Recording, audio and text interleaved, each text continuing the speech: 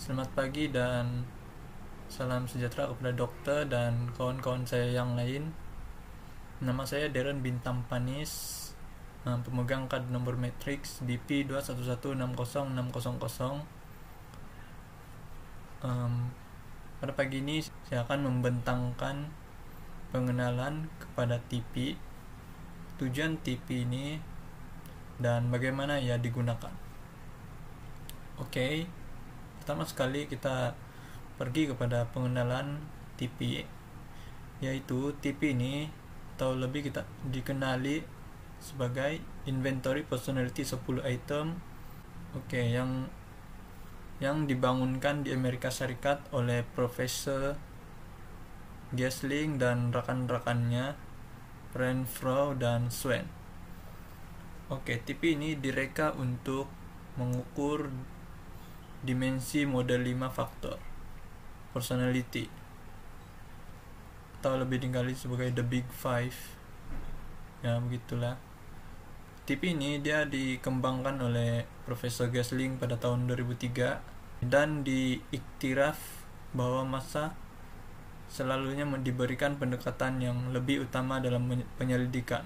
Oleh itu mereka membentuk instrumen pendek yang membelaikan pentadbiran dan tafsiran pantas dengan menggunakan TP. Oleh itu TP ini mengambil masa kira-kira 1 menit untuk disiapkan atau responden itu menyiapkan. Dengan itu kaidah ini sangat menjimatkan masa penyelidik. Penyelidik akan memberikan soalan dan pilihan jawaban untuk diisi oleh responden. Seterusnya tujuan TP ini. TP bertujuan untuk menilai keluasan personality seseorang melalui model 5 faktor atau item yang terdiri daripada TP yang telah diambil daripada deskriptor daripada instrumen Big Five sedia ada. TP terdiri daripada 2 item untuk setiap satu daripada 5 domain yang diwakili dalam model 5 faktor. Satu item mengandungi 2 deskriptor yang diingini dan satu lagi 2 deskriptor yang tidak diingini. Contoh, untuk extraversion ini dia ada satu lagi version dia, yaitu introvert macam itulah. Dan setiap satu daripada 10 item dinilai pada skala Likert dan diberikan markah atau mata oleh penyelidik yang membuat kajian tersebut berdasarkan sangat tidak setuju hingga sangat setuju. Seterusnya bagaimana ia digunakan, atau maksudnya bagaimana TP ini digunakan. TP melaporkan ketekalan dalaman model 5 faktor, yaitu bagi marka yang rendah kurang daripada 5.0 ialah introvert, manakala marka yang tinggi lebih dari 5.0 ini ialah extraversion. Proses ini disamakan kepada 4 lagi model faktor yang lain, yaitu agreeableness dan conscientiousness, kestabilan emosi, dan keterbukaan bagi menentukan personality tokoh yang dipilih.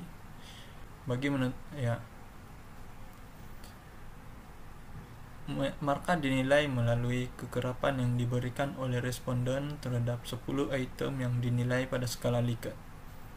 Dengan itu, kami telah membuat kajian dan telah menilai personality tokoh yang telah kami pilih. Oke, itu saja dari saya. Salam sejahtera, salam sejahtera kepada semua, khususnya Dr. Nora Fifa, pasukan kami, dan juga rakan-rakan sekuliah. Pada hari ini saya akan berkongsikan kepada semua berhubung dengan perspektif kajian kami berhubung Charles Darwin, yang mana melalui kajian kami ataupun apa yang kami telah lakukan, kami sedikit sebanyak telah mengetahui mengenai Charles Darwin, yang mana Charles Darwin merupakan seorang Briton ataupun British yang telah dilahirkan di Shrewsbury, Shropshire, England pada tahun 1809, merupakan anak kelima daripada 6 orang beradik.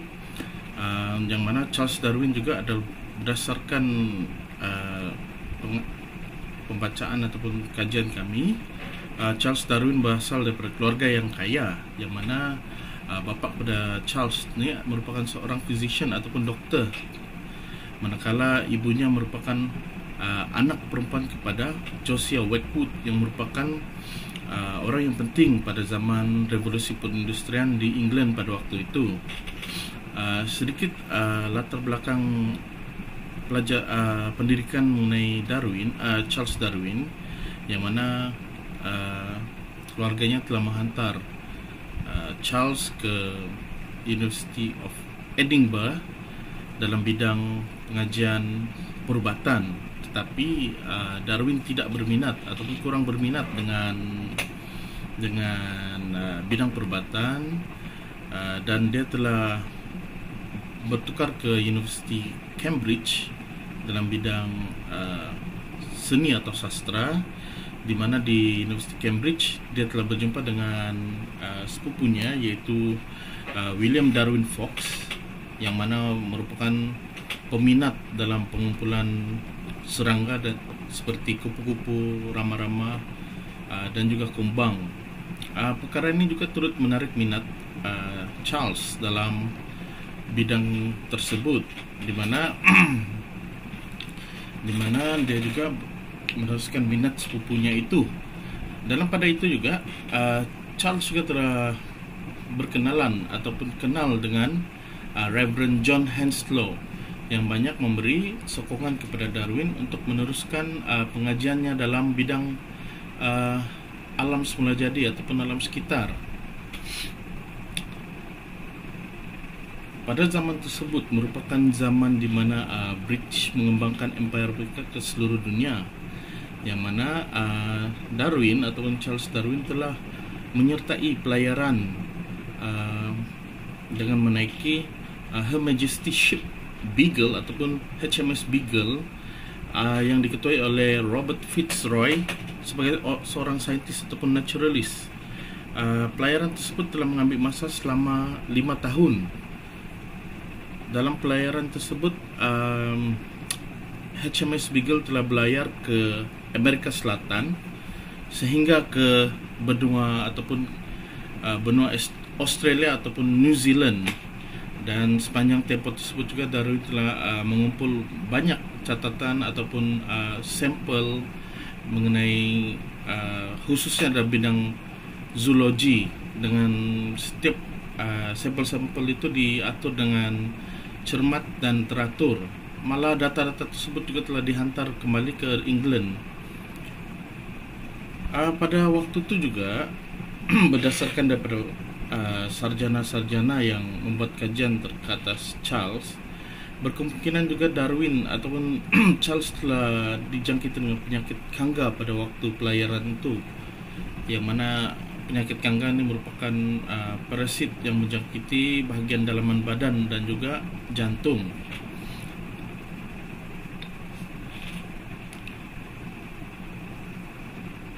Sebagai makluman juga, Darwin telah menulis hampir 19 buah buku, dan salah satu buku dia adalah The Original of Species, yang diterbitkan pada tahun 1859. Itu merupakan antara buku yang telah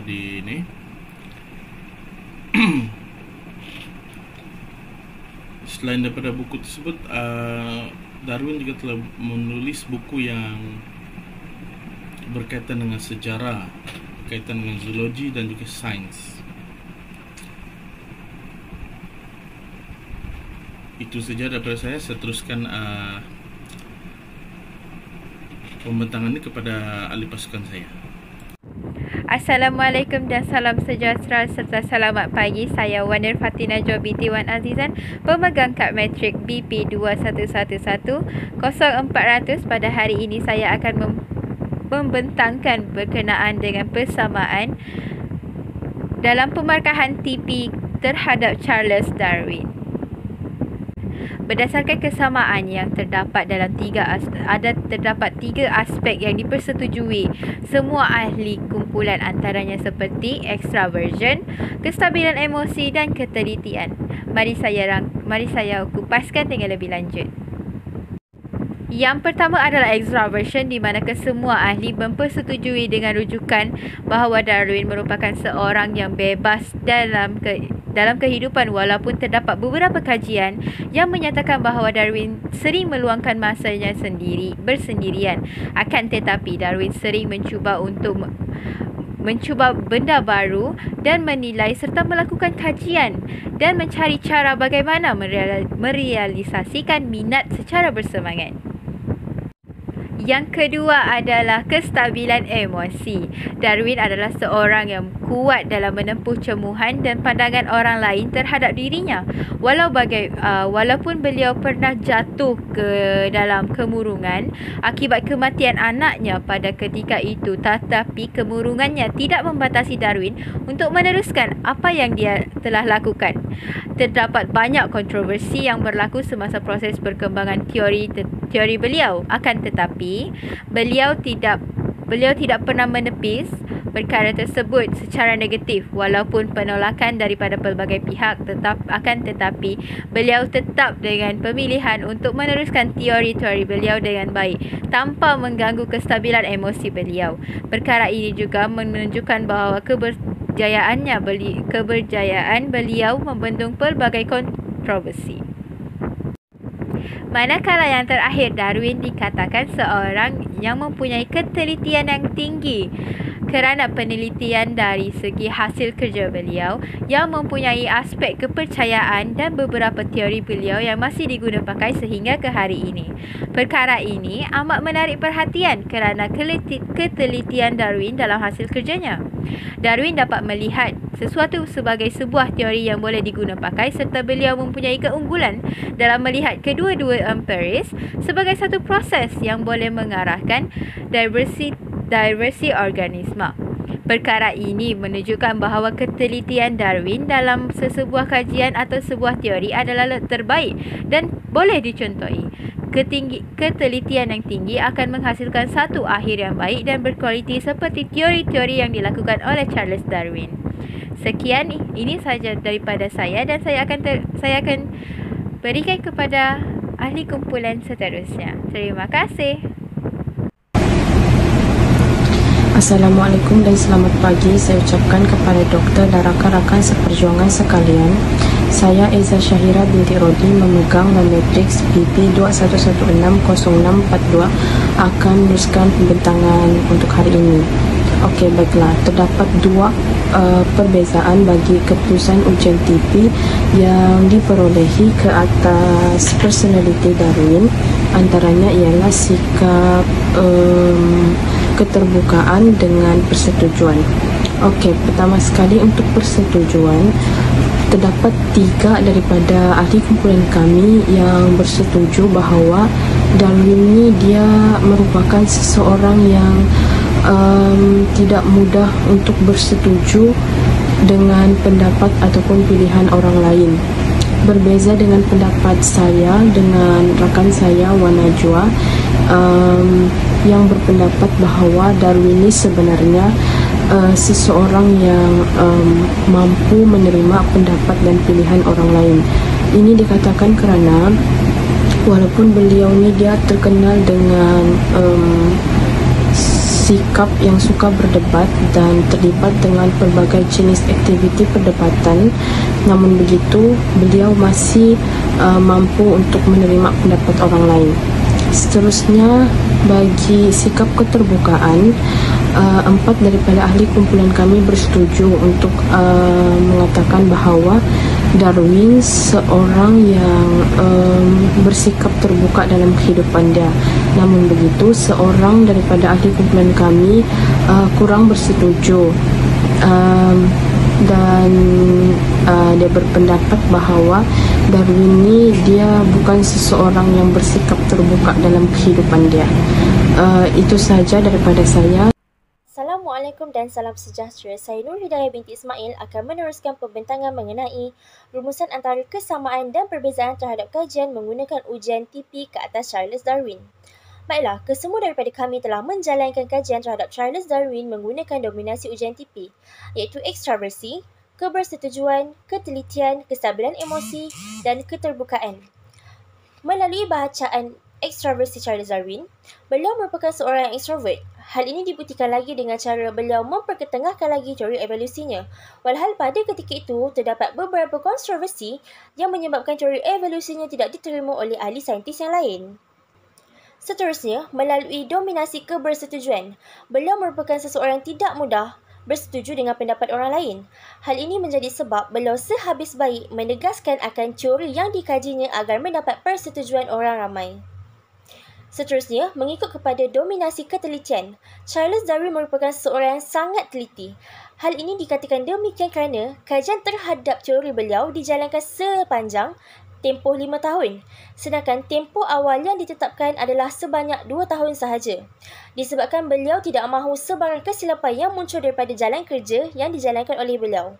Hal ini telah membuktikan bahawa Charles Darwin merupakan seseorang yang sangat teliti. Diteruskan pula dengan bacaan dominasi ujian TP bagi kestabilan emosi. Charles Darwin merupakan seseorang yang boleh mengawal emosinya. Walaupun beliau pernah mengalami masalah kemurungan selepas ketiadaan puterinya, beliau tetap boleh menangani masalah tersebut. Sehingga kan beliau dapat meneruskan kajian terhadap teori yang dipeloporinya. Dengan ini, beliau dapat mengawal emosinya agar tidak terus tenggelam mengikut perasaannya. Akhir sekali, mengikut dominasi keterbukaan pula, beliau merupakan seseorang yang bersifat terbuka. Walaupun beliau agak sukar untuk menerima pendapat orang lain, namun beliau dapat melihat sesuatu perkara yang boleh digunakan sebagai inspirasi idea untuk beliau terus mempelopori teori evolusinya. Sekian, terima kasih.